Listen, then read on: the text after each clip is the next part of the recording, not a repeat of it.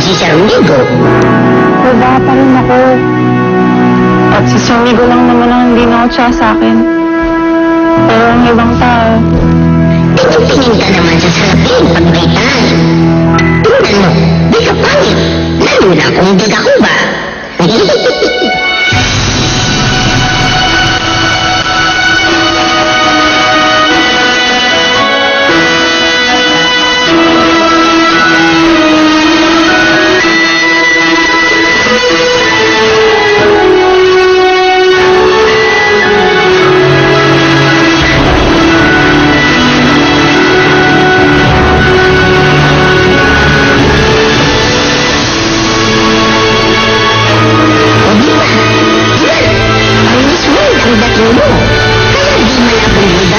Sir Migo.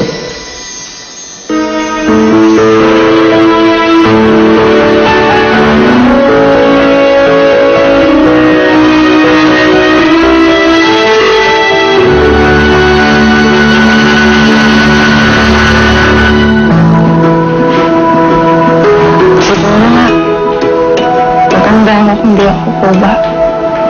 Ayos lang yan, Ada. Hindi mo naman ang beauty. Kung ang askan ng ugali mo.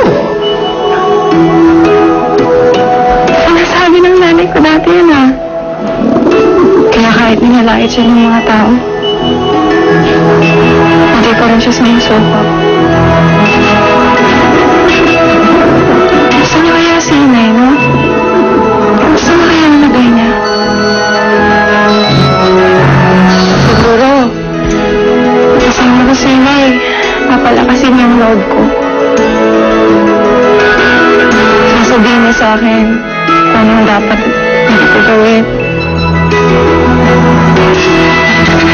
Hindi ko na yung sinay.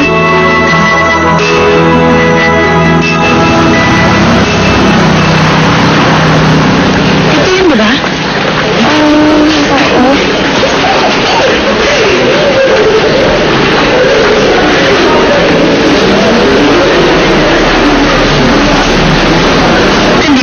Papa Migo. Ano, pasok na tayo? Tara na. Hindi, alis na tayo. Hindi naman tayo papapasukin. Wala tayong ticket. Ano ka ba naman, Bessie? Pero paano kung hinapin ka ni Papa Migo? Sige nga. Alis na tayo. Pag umalis ka, magtatampo ako.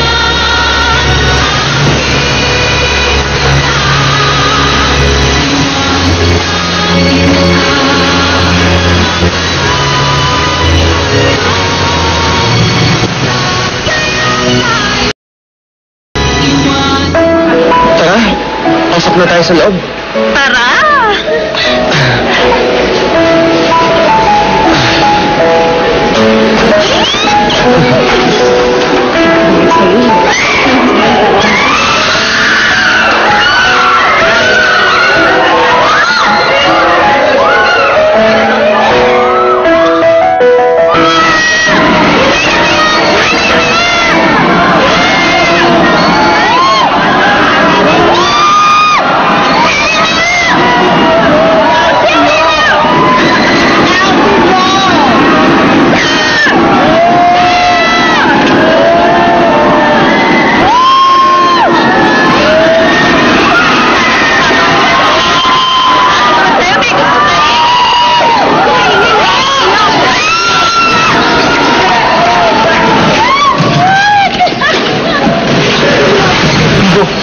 Oh, there's some water for you. Ha? Saan tayo? Parang hindi kaya saan tayo ng water ball natin. Laruin na lang natin ito. Sige, sige. Sir Migo! Ada, ano ka? Kami na bahala dito. Hindi, okay na. Nakakaya naman sa inyo. Nandito kayo para manood, hindi para magtrabaho. Okay lang. Kami na po mababantay ng mga gamit niyo. Sabihin mo na lang sa amin pag may kailangan kayo. Sigurado kayo, ha? Oo naman. Maraming salamat. Save yourself. Thank you. Thank you so much. Enjoy the game. Thank you. Thank you.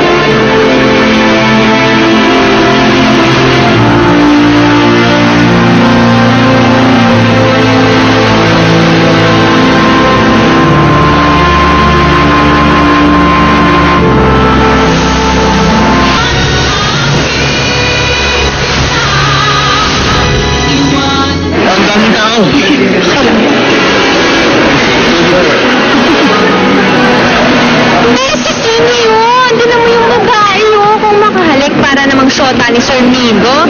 Eh, di syota niya. Halik ba yan kung wala siyang karapatan? Wala talaga ata akong pag-asa dyan kay Sir Migo. Pero mo naman yung babae, oh. Maganda. Sosyal. Mag-Julalays pa ako, wala. Hindi, si Migo Salva yan. Pag-asa mo sa magandang buhay niyong mag-ina. Sir Migo! Ay, hindi mo pinapansin eh.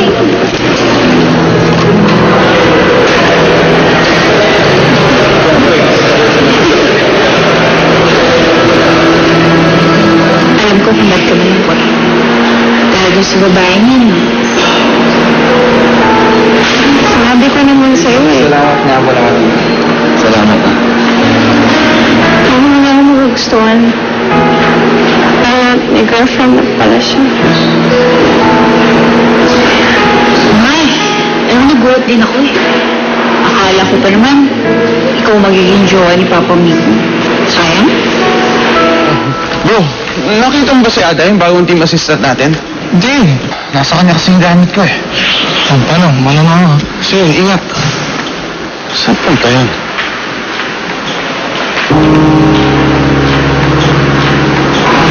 Ang ganyan, no? Happy mo naman. Habag sila. Bessie, alam mo, ayaw kitang iwan pero kasi pinapauwi na ako ng nanay ko eh. Inaatake siya sa hika eh. Sir, kumana. Okay ka lang ba dito? Ako na bahala dito. Promise? Ingat ka. Ikaw din mag-iingat ka ha. I-text mo ko pag nakauwi ka na. Sige. Bye.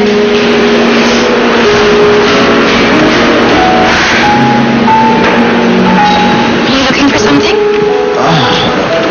Yung gamit ko eh, nawawala. By the way, Oscar told me about what happened dun sa assistant niyo.